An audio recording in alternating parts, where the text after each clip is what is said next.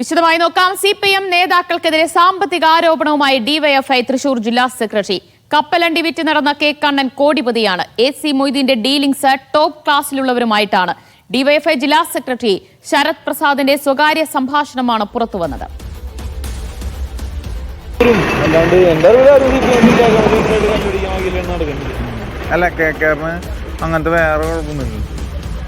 ഇവരൊക്കെ അവരവരുടെ കാര്യം നോക്കും. ഇവരൊക്കെ നല്ല പിടിക്കും.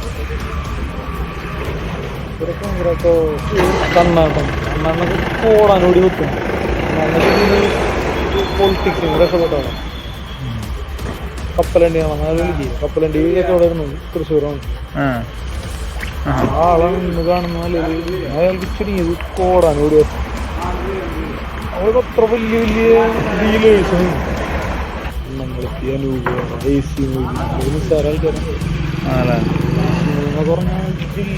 ജില്ലയിലത്തെ വലിയ വലിയ എന്താണ് അത്ര അപ്പർ ക്ലാസ് ആളുകളുടെ ഇടയിൽ ഇന്ററാക്ട് ചെയ്യുന്ന ആൾക്കാർ ഇവരൊക്കെ. AC മൊയ്തീൻ, കണ്ടംകുളത്ത്.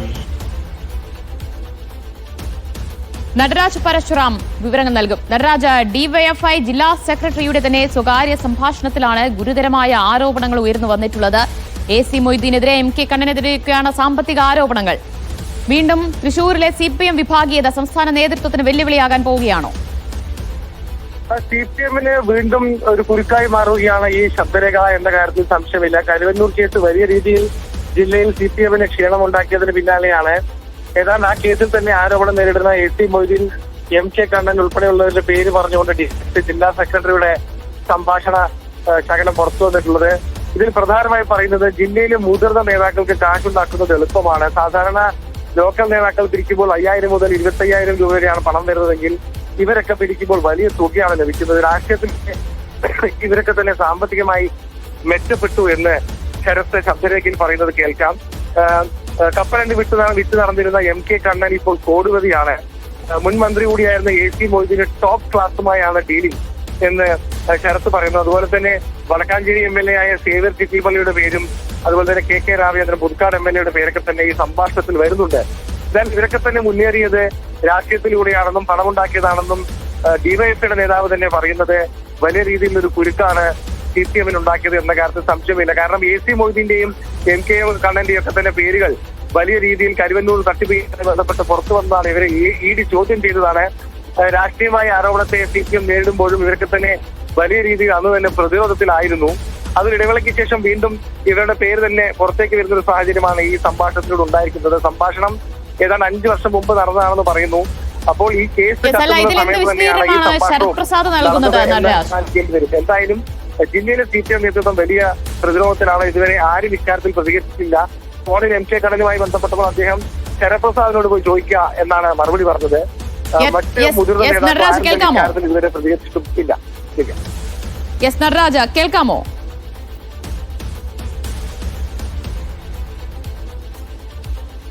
നടരാജിലേക്ക് വരാം. MK ഷുക്കൂർ ഉണ്ട്. ഷുക്കൂർ, ഇപ്പോൾ കരുവന്നൂർ കേസിന് പിന്നാലെയാണ് മറ്റൊരു സാമ്പത്തിക ആരോപണ വിവാദം തൃശൂർ CPMനെ കുരുക്കിലാക്കാൻ പോകുന്നത്. AC മൊയ്തീനെ ലക്ഷ്യമിട്ടുകൊണ്ട് കരുവന്നൂർ കേസിലെ പ്രതി MK കണ്ണനെ ഉൾപ്പെടെ ലക്ഷ്യമിട്ടുകൊണ്ടുള്ള സമാനമായ അനധികൃത സ്വത്ത് സമ്പാദനം അടക്കമുള്ള ആരോപണങ്ങളാണ് ഉയർന്നു വന്നിട്ടുള്ളത്. ഇതിപ്പോൾ വീണ്ടും വിഭാഗീയത അതിരൂക്ഷമായി കൊണ്ടിരിക്കുകയാണ്. അതോ വിഭാഗീയതയുടെ ഭാഗമായി പുറത്തുവന്ന ഒരു സംഭാഷണ ശകലമായി മാത്രം ഇതിനെ കണ്ടാൽ മതിയോ? ഇതിലെ ആരോപണങ്ങൾ എത്രത്തോളം ഗൗരവമുള്ളതാണ്?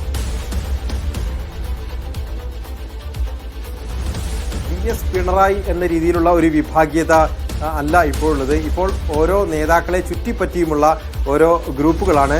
ആ അർത്ഥത്തിൽ തൃശ്ശൂരിൽ വളരെ ശക്തമായ വിഭാഗീയത നിലനിൽക്കുന്നുണ്ട്.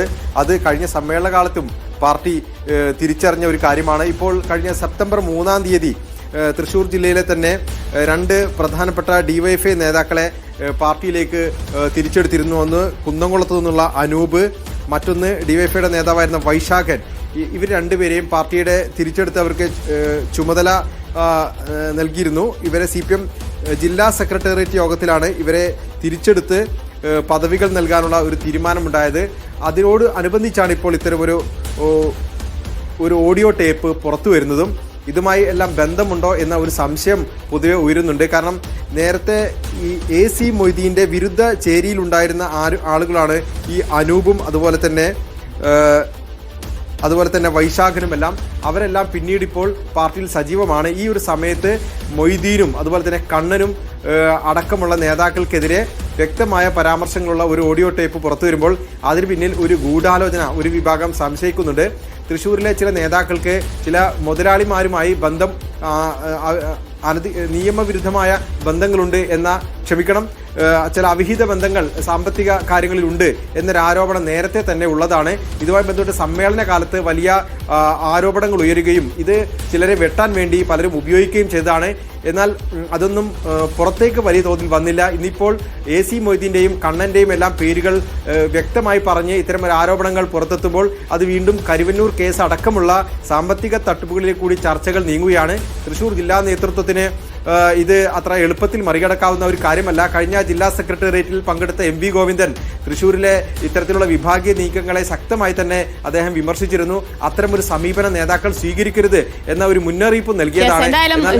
പറഞ്ഞതുപോലെ തെരഞ്ഞെടുപ്പ് അടുത്തിരിക്കെ വീണ്ടും ഈ രീതിയിലുള്ള പൊട്ടിത്തെറി ഉണ്ടാകുന്നത്, സാമ്പത്തിക ആരോപണങ്ങൾ ഉയർന്നു വരുന്നത്, അതിന് മറപിടിച്ചുകൊണ്ട് ഇപ്പോൾ കരുവന്നൂർ അടക്കം ചർച്ചയാകുന്നത്, അതിന് പിന്നിൽ മറ്റ് ഗൂഢലക്ഷ്യങ്ങളുണ്ട്, രാഷ്ട്രീയ ലക്ഷ്യങ്ങളുണ്ട് എന്ന് തന്നെയായിരിക്കില്ലേ സംസ്ഥാന നേതൃത്വവും ഇനി പരിശോധിക്കാൻ പോകുന്നത്?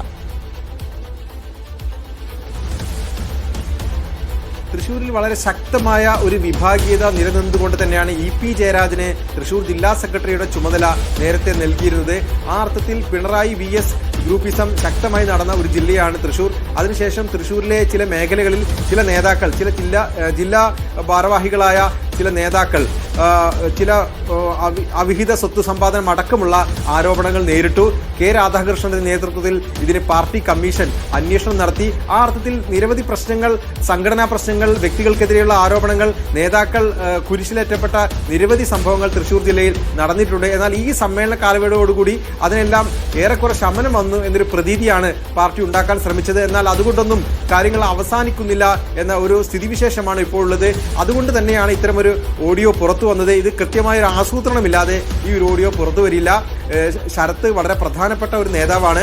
ആ അർത്ഥത്തിൽ അദ്ദേഹം അത് ചെയ്തോ അല്ലെങ്കിൽ അദ്ദേഹത്തെ കൊടുക്കാൻ വേണ്ടി ചിലർ ചെയ്തോ എന്നൊന്നും പറയാനായിട്ടില്ല. എന്തായാലും ഇത് പാർട്ടി നേതൃത്വത്തിനിടയിൽ വലിയ ചർച്ച ഇതിനകം തന്നെ ആയി കഴിഞ്ഞിട്ടുണ്ട്. നേതാക്കളൊന്നും തന്നെ സംസാരിക്കാൻ തയ്യാറാകുന്നില്ല.